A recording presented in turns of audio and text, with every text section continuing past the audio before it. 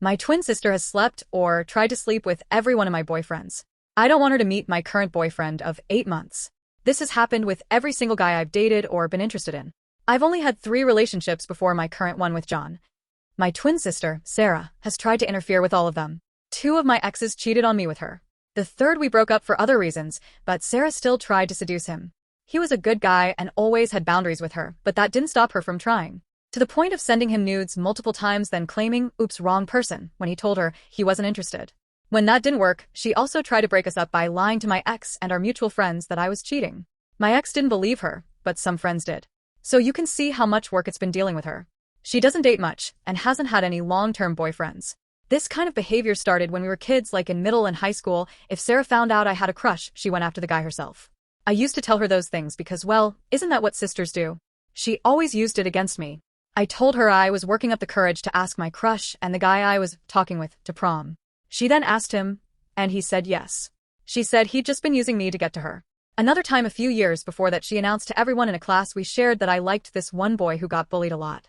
Kids then started teasing him even more, and he hated me. I felt horrible for months. She thought it was the funniest thing ever. She also once told a teacher, whose class I was doing bad in, that I was into him and willing to do favors for better grades. That got reported, and I had to go through this whole counseling thing before it was finally cleared up. It was extremely embarrassing. My sister just blew it off as a prank. There's so many other situations like this. She either gets guys who are interested in me to sleep with her or ruins my chances with them by making up bullshit to make me look bad. She's ruined some of my friendships lying about me too.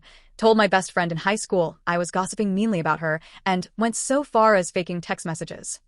I don't know if she even actually wants these people for herself. You might think it's obviously jealousy, but sometimes I honestly think she just gets a kick out of messing with me. Anyway, I finally got my life more together after wasting the first couple years of college on being depressed and a gaming addiction. I met my boyfriend John at a campus organization. I haven't told Sarah, but he ended up meeting my parents by accident today. I don't have much contact with them, but they decided to come for a surprise visit. They live over 5 hours away and do this a few times a semester, even though I've said I don't like it. But that's for another post. John was in my room with me when they got here. I had no choice but to introduce them. He knows I was holding off on having them meet because I don't have the greatest relationship with them. Sarah lives at home with my parents while going to college locally. I'm certain they're going to mention meeting my boyfriend. And then cue her insisting on coming with them the next time they surprise visit me. Also stalking my social medias to try to figure out who he is. I've tried to explain the issues I have with her to my parents. They think I'm overreacting. They say she just wants to know what's going on in my life. To be involved. Yes, that is the problem, her involvement. And not to mention we used to be closer before I lost trust in her to stop doing this stuff, so I've seen what her own life is like. Even though we're twin sisters, it feels like we are completely different. She does things my parents have no idea of. She takes a lot of party drugs and sneaks out at night to go clubbing and won't come home until morning. This wouldn't be a big deal, but she has no idea how to be responsible. She drives people around while drunk and high. My parents think she's with a friend studying on weekends, but she's actually clubbing in the city and then crashes with her friends for the night. I'm not sure how many real boyfriends she's had, but she's hooked up with a lot of guys the same night she met them. This has meant a few times she was scared of pregnancy. I've had to help her get Plan B. It sometimes feels like she sleeps with nearly any man that smiles at her, and told me she's even had sex with a few girls while wasted. However that's possible. She confides all these things to me, but whenever I need someone to talk to, she has no time. Never wants to hear anything unless she can save it as ammo. So I've gradually stopped telling her most things. If my parents knew all this, they might see where I'm coming from. It's not just random that I don't want her meeting my boyfriend. It's not because I want to hurt her or something. The problem is, our parents are really strict and traditional, and they'd probably kick her out if I told them any of that. They don't believe in sex before marriage. My boyfriend is the first person I've had sex with, and I'm afraid my sister could use that against me if she finds out. So what do I do?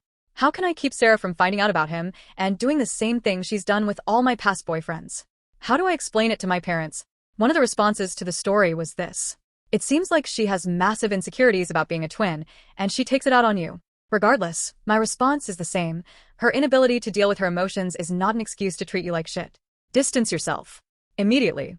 Block her. Have your boyfriend block her, and cut her out except for family obligations.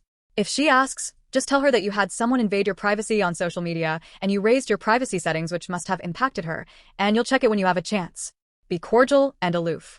She's going to freak, given that so much of her time is spent making your life miserable, but she is 5 hours away, and you have a door lock and a phone. If she gets involved again, start documenting. There is something called a no-contact order that can be put in place to keep her out of your life. Threaten it, inform your parents that you have researched and are considering it. It may make them think about your comments a little differently. On to the next story. My girlfriend and best friend thought a caught cheating prank would be funny, but I made sure the joke was on them. I, 27M, had been dating Sarah, 25F, for 3 years, and Jake, 27M, has been my best friend since middle school. What they did changed everything. I loved Sarah and genuinely saw a future with her. We had plans on getting our own apartment together pretty soon and eventually try for a baby. I introduced Sarah to my friend Jake not long after we started dating, and they've always gotten along really well, but it wasn't in any way that would make me suspicious or think that they're getting too close. Last month, she texted me asking to come over to her place because she had a surprise for me. I was actually excited, thinking maybe she had planned something nice for our upcoming anniversary. When I got to her apartment and used my key to get in, which, by the way, already felt like it should have been a red flag because she usually meets me at the front door. Then as I walked in, I heard noises coming from her bedroom. My heart started racing as I approached the door, so many thoughts racing through my head. When I opened it, I found Sarah straddling Jake on her bed, both of them partially dressed but covered with blankets. For a split second, my world shattered. 3 years of trust and 15 years of friendship crumbled in an instant. Then I noticed the phone propped up on her dresser recording and a ring light attached to it. Sarah immediately jumped up, laughing hysterically and mocking me. Jake sat up, also laughing, and gave her a high five. Dude, we got you so good. I didn't say a word. It was like everything was happening in slow motion. I just turned around and walked out, ignoring their calls to come back, that it was just a joke. I got in my car and drove home, turning off my phone. The next day, I went to the bank and removed Sarah from our joint account. We had started it for shared expenses. I boxed up everything she had at my place and dropped it off with her sister. I changed my locks since she had a spare key. Then I blocked both of them on everything. They showed up at my place multiple times. Sarah crying about how it was just a harmless prank. Jake saying I was overreacting. I never opened the door. Sarah's sister told me they never even posted the video because my reaction wasn't funny enough. The thing is, pranks are supposed to be funny for everyone involved. What they did was cruel. They took real trauma, infidelity, and turned it into a joke. They deliberately played with my emotions and trust for entertainment.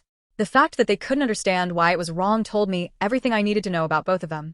I told them both that what they did was a line you should absolutely not cross between a partner and a best friend, and I won't tolerate that level of disrespect. It's been 3 months. Sarah's sister told me Sarah is devastated that I won't give her another chance. Jake lost most of our friend group when they found out what happened.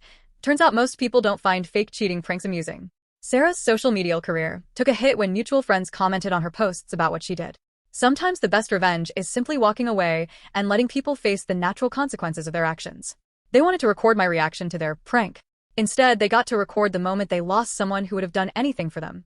My new girlfriend understands why I don't like pranks, and our relationship is built on respect and trust. As for Jake and Sarah, I heard through mutual friends that they actually started dating for real a month ago, which is quite ironic. I guess their prank brought them closer together, but it makes me think how much of a prank it actually was. They can have each other. I'm much happier without that kind of toxicity in my life. What did you think of these stories? Let me know your thoughts about them in the comments, and thanks for listening.